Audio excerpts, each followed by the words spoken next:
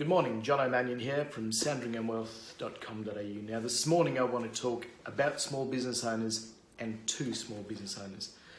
Two things I want to cover off. The first is how to get a small business owner talking. The second is how to stop them talking and stop them in their tracks. Now I've been doing a lot of work recently with small business owners and they've had some things in common. Now they've had strong cash flow and they've had a clear vision for the business now but also into the future. But they've also had a couple of other things in common. One of them is how to get a small business owner talking. And that's really simple. Whether it's a small fledgling business or a big, beautiful business that they have built up along the way, the easiest way to get them talking is to say, hey, tell me about your business.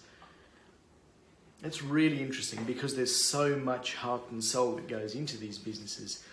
And there's a level of confidence, self-confidence either in your own ability or in your ability to get a job done. And without it, the business wouldn't have started and certainly wouldn't have continued. So really easy to get a small business owner starting to talk.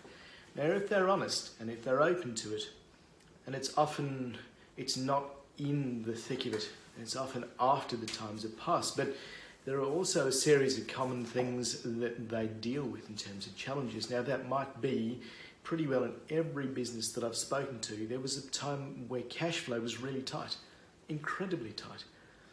Or there might have been something that was thrown up, whether it was a COVID or some other change in the market.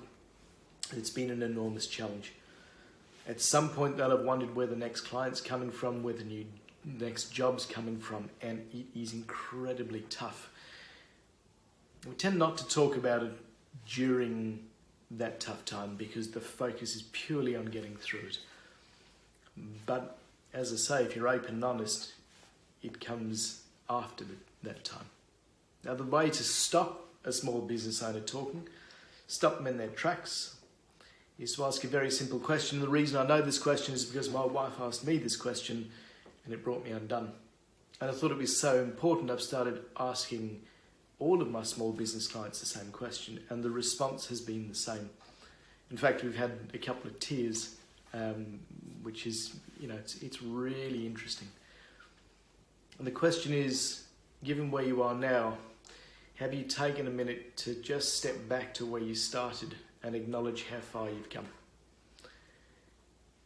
Now that question was really important, and I ask that question now, not to get small business owners to G themselves up and give themselves a high five, but just an acknowledgement of the hard work that's gone in and the sacrifices that have been made. And the reason that's so important is particularly for the person who's running the business, there's a sacrifice and a lot of time and effort and heartache, but it also affects the people around you.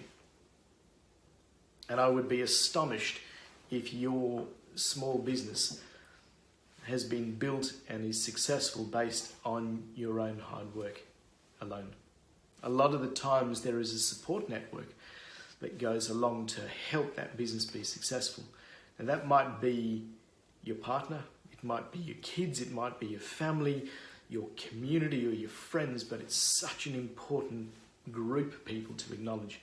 And that's really what I wanted to get to the core of today, is the acknowledgement of those people. Because without them, our businesses would not be successful. We wouldn't have had either the strength and the courage to continue, the conviction, and it's just such an important group of people to acknowledge. So what I'm going to encourage you to do is perhaps in a quiet moment, take that time to reflect, where did you start and where is the business now? And then think about the people that have helped you through. It's worth taking a minute just to say thank you. If you want to call them out in this video, in the comments, please feel free to do so. Whatever works for you. Perhaps it feels a bit deep and meaningful, but it's been an incredibly valuable exercise, and it was started by my wife and one simple question. I hope it gives you food for thought.